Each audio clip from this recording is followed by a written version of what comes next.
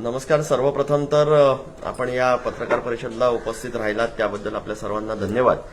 आजचा विषय खऱ्या अर्थाने असा आहे की रिपब्लिकन बहुजन सेनेचे विजय घाटे साहेब आपल्याबरोबर उपस्थित आहेत आणि आपल्याला माहिती आहे की निवडणुकीची रणधुमाळी सगळीकडे सुरुवात चालू झालेली आहे. येणाऱ्या या 15 तारखेला मतदानाच्या दृष्टिकोनातनं वेगवेगळ्या पक्षांकडनं, वेगवेगळ्या संघटनेकडनं शिवसेना, उद्धव बाळासाहेब ठाकरे आणि महाराष्ट्र नवनिर्माण सेना, त्याचबरोबर ह्या महाविकास आघाडीला चांगल्या पद्धतीचा प्रतिसाद ह्या सर्वसामान्य ठाणेकरांकडनं मिळतोय आणि त्याच पद्धतीने त्याच विषयावरती घेऊन आज रिपब्लिकन बहुजन सेनेकडनं देखील आम्हाला जो प्रतिसाद आणि पाठिंबा जो विजय घाटे साहेबांनी काल सन्माननीय राजनजी विचारे साहेबांना सांगितला, त्याच अनुषंगाने आजची ही पत्रकार परिषद आपण घेतोय. तर मी काही बोलण्या अगोदर मी घाटे साहेबांना विनंती करेन की त्यांनी त्यांचं मनोगत व्यक्त करावं. नमस्कार.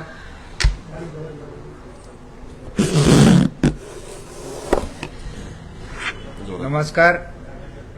मी विजय घाटे, रिपब्लिकन बहुजन सेनेचा राष्ट्रीय अध्यक्ष. आज या ठिकाणी केदार डिगे साहेब या ठिकाणी बसलेले आहेत. माझ्याबरोबर रेखाताई खोपकर आहेत आणि आमचे काही कार्यकर्ते आहेत. तर आज आम्ही ठाणे शहरामध्ये महानगरपालिकेच्या हो घातलेल्या 2025-26 इलेक्शनच्या संदर्भात बसलेले आहोत.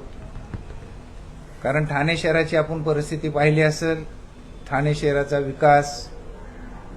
विकासाची परिस्थिती फक्त नावावरती फायली निघतात, ऑन पेपर कामं होतात, प्रत्यक्ष काही होत नाहीत. म्हणून महाविकास आघाडीचे एक घटक पक्ष म्हणून शिवसेना आहे.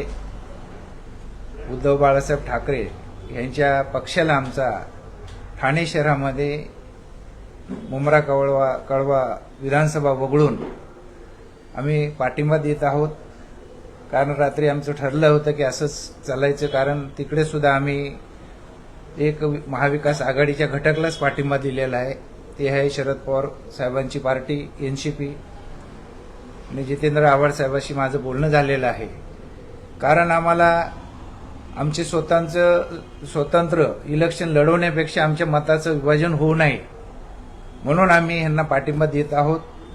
कारण तुम्ही पाहिलं असेल की बिनाविरोध काही सीट काढल्या आणि बिनाविरोध सीट कशा काढल्या, कशा नाही काढल्या, ह्या सगळ्या गोष्टीची तुम्हाला जाणीव आहे. म्हणून आता राहिलेले उमेदवार सुद्धा आमच्या महाविकास आघाडीचे जास्तीत जास्त यावे हा आमचा प्रयत्न आहे. आणि आघाडीच्या सोबत आमचे कार्यकर्ते आम्ही सगळे तन मनानं काम करू. आमच्याकडे धन नसेल तरी चालेल, काही हरकत नाही, पण आम्ही तन मनानं काम करू आणि महाविकास आघाडीच्या उमेदवाराला निवडून देण्यासाठी रिपब्लिकन बहुजन सेना काम करेल. तुमचा पाठिंबा फक्त शिवसेना उद्धव बाळासाहेब ठाकरे पक्षाला आहे की मनसे आणि राष्ट्रवादी काँग्रेस शरदचंद्र पवार पक्षालाही आहे? ह्या दोनच पक्षाला आमचा पाठिंबा. कोणता? रिपब्लिकन बहुजन सेनेचा पाठिंबा आहे शरदचंद्र पवार साहेबांच्या पार्टीला आणि उबाटाला, दोघाला, मनसेला नाही.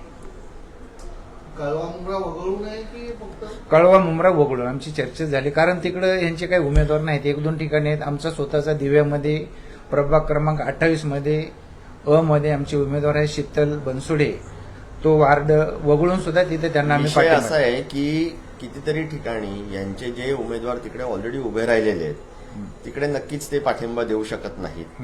हे जर का जाहीर म्हणजे उमेदवारी जाहीर होण्याच्या अगोदर जर का काही बोलणं झालं असतं तर गोष्ट वेगळी, पण आता हे सगळं ठरलेलं आहे. तर त्या अनुषंगाने ठाणे क्षेत्रामध्ये जे काय आपल्याला करता येईल त्या अनुषंगाने या लोकांनी पाठिंबा दिलेला आहे. जसं वागळेमध्ये सुद्धा काही आहेत आपले, तिथं सुद्धा वगळून आम्ही पाठिंबा देतो. कारण आमचे मतं जे बी असतील की कुणाला निवडून आणण्यासाठी मदत करू शकतो आम्ही निवडून येऊ शकत नाही, पण आमच्या मतामुळे काही कॅन्डिडेट निवडून येतील, ते मत इतर ठिकाणी जाऊ नये हा आमचा विषय आहे आणि ते कुठेतरी चांगल्या ठिकाणी जावे ह्या माध्यमातून आम्ही हे काम करतो.